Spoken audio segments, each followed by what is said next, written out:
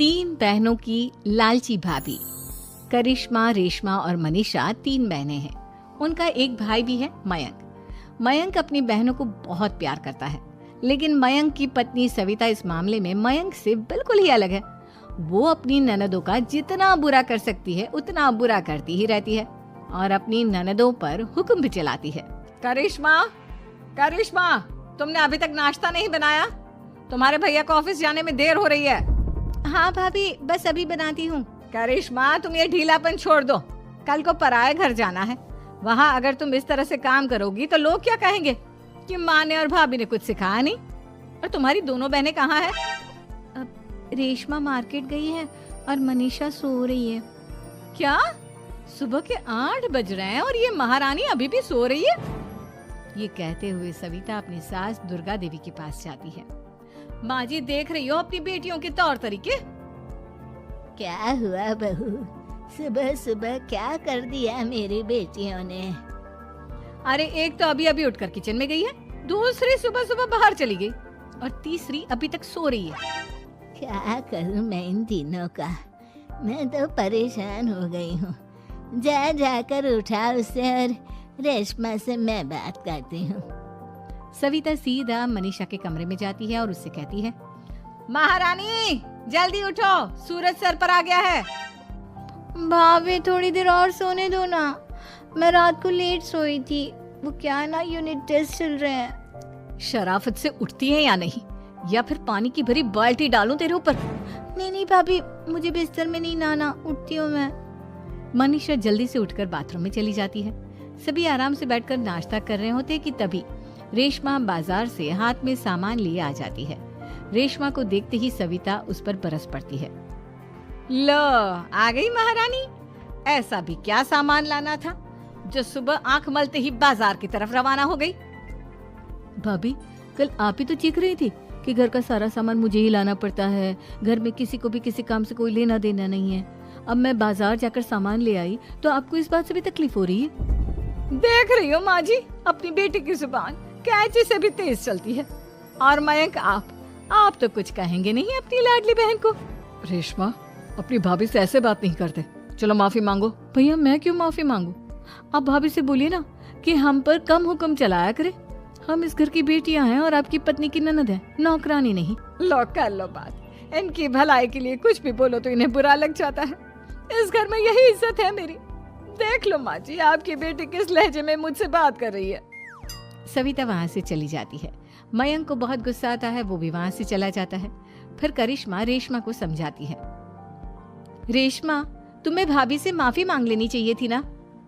लेकिन दीदी, मैंने कुछ किया ही नहीं, तो मैं माफी क्यों मांगू? हाँ करिश्मा दीदी, रेशमा दीदी जैसे ही घर में आई भाभी ही उन पर चिल्ला रही थी। हाँ, मैं मानती हूँ कि गलती भाभी की थी। मैं तो इसलिए बोल रही हूँ कि भाभी ने माँ को तो पूरी तरह अपने वश में कर लिया है। वो हमारी बात सुनती ही नहीं। मयंक भैया हमारे लिए हमेशा खड़े रहते हैं, इसलिए उनकी बात का मान तो तुम्हें रखना चाहिए था ना।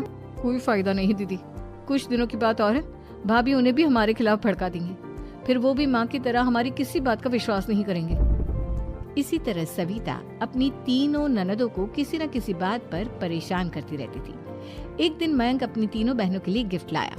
करिश्मा, ये तुम्हारे लिए हार का सेट। रेशमा, तुम्हारे लिए सुंदर सी ड्रेस। और मनीषा, तुम्हें किताबें पसंद है ना, तुम्हारे लिए किताबें लाया हूँ। थैंक यू भैया। थैंक यू भैया। थैंक यू भैया। करिश्मा, तुम्हारा नेकलेस कितना सुंदर है। ये भैया कहाँ से ले आए होंगे? मैंने भैया को 3 दिन पहले फोन पर ये डिजाइन दिखाया था और आज भैया ये ले आए। सविता तो अपनी ननदों के गिफ्ट्स देखकर जल गई और करिश्मा का नेकलेस तो उसे भी बहुत पसंद आया था। अपनी बहनों के लिए कितना अच्छा नेकलेस लेकर आए हैं, मुझे कभी कोई गिफ्ट नहीं दिया।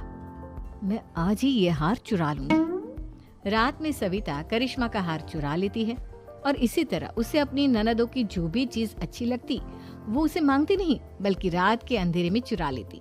इसी तरह दिन बीतते गए और सविता ने मयंक के दिल में भी उसकी बहनों के लिए नफरत पैदा कर दी। एक दिन मयंक ने करिश्मा और रेशमा के लिए रिश्ता देखा और ये बात उसने घर में सबको बताई। माँ, करिश्मा और रेशमा के लिए बहुत अच्छा रिश्ता आया है। वो लोग कल इन्हें देखने आ रहे हैं। आप और सविता मिलकर सारी तैयारी कर लेना। ये सुनकर करिश्मा और रेशमा खुश हो जाती हैं, लेकिन सविता सोचती है, अगर इन दोनों बहनों की शादी हो गई तो घर और बाहर का काम कौन करेगा? मनीषा तो एक नंबर की कामचोर है, उससे तो किसी बात की उम्मीद लगाना ही बेकार है। मुझे इस शादी को रोकना होगा। अगले दिन सभी लड़के वालों के स्वागत की तैयारी करने में लगे होते हैं। तभी मयंक अपनी बहनों से आकर कहता है, तैयार हो गई तुम दोनों? देखो दोनों लड़के बहुत अच्छे हैं, मैं कोई कसर नहीं छोड़ना चाहता, इसलिए तुम उनके सामने अच्छे से बिहेव करना और अपनी भाभी से लड़ने मत लग जाना।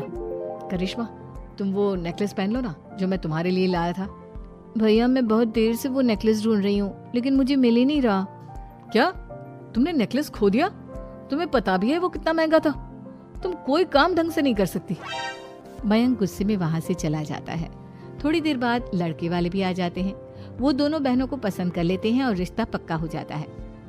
लेकिन सविता के दिमाग में तो कुछ और ही खिचड़ी पक रही थी। वो पंडित जी के पास करिश्मा की कुंडली लेकर जाती है और उन्हें पैसे देकर करिश्मा की कुंडली बदलवा देती है। जब लड़के वालों के पास करिश्मा की कुंडली जाती है तो वो दुर्गा को फोन करते हैं। बहन जी, हमने करिश्मा की कुंडली अपने पंडित जी को दिखाई थी। आपकी बेटी की कुंडली नहीं बल्कि दोषों का पिटारा है। देखिए, मैं और मेरे पति इन सब बातों में बहुत विश्वास करते हैं, इसलिए हम आपकी बेटी से अपने बेटे की शादी नहीं करा सकते। इस तरह करिश्मा का रिश्ता टूट जाता है और सभी घर वालों को बहुत दुख होता है। अब कविता सोचती है, चलो करिश्मा का तो रिश्ता टूट गया, अब रेशमा का भी रिश्ता तोड़ना है। क्या करूं? अब सविता आवाज बदलकर किसी अननोन नंबर से रेशमा के होने वाले ससुराल में फोन करती है। हेलो, मैं कौन हूँ कौन नहीं ये आपके लिए जानना जरूरी नहीं, बस इतना सुन लो कि रेशमा का 2 साल से किसी के साथ अफेयर चल रहा है। बस रेशमा का रिश्ता तोड़वाने के लिए सविता का इतना कहना काफी था। अब रेशमा का भी रिश्ता टूट गया। मयंक और दुर्गा देवी ने रेशमा को खूब खरी खोटी सुनाई और उससे बार बार उस लड़के के बारे में पूछने लगी। आप दोनों मुझे क्यों परेशान कर रहे हो? अरे कोई लड़का होगा मेरी लाइफ में तो मैं बताऊंगी ना, जब कोई है ही नहीं तो कहाँ से लाऊं मैं कोई लड़का? तो तेरे होने वाले ससुराल वालों को फोन किसने किया था? माँ, मैं नहीं जानती किसने फोन किया था, मैं सच कह रही हूँ। मैं तो पहले ही कह रही थी इसकी लगाम खींच कर रखो, लेकिन मेरी सुनता ही कौन है। आप चुप रहिए भाभी, ये सब आपका ही किया धरा है। अब तीनों बहनों को विश्वास हो जाता है कि ये सब उनकी भाभी ही कर रही है। तीनों बहनें अपनी भाभी को सबक सिखाने के लिए एक वकील कर लेती है और घर में हिस्सा मांगना। देखो भैया, माँ बाप की जायदाद में जितना बेटों का हक होता है उतना ही बेटियों का, इसलिए इस घर के 4 हिस्से होंगे और हमें अपना हिस्सा चाहिए। मैंने तुम्हारे लिए क्या क्या नहीं किया और तुम इस घर में हिस्सा मांग रही हो? भैया, आप और माँ हम बहनों की कोई बात नहीं सुनते हो और भाभी हमारी शादी नहीं होने देगी क्योंकि उन्हें लगता है कि आप हमारी शादी में ज्यादा पैसा लगाओगे और उन्हें हम जैसी फ्री की नौकरानी कहाँ मिलेगी। तो हम भाभी के साथ तो रह नहीं सकते, हम बहनों को अपना हिस्सा चाहिए।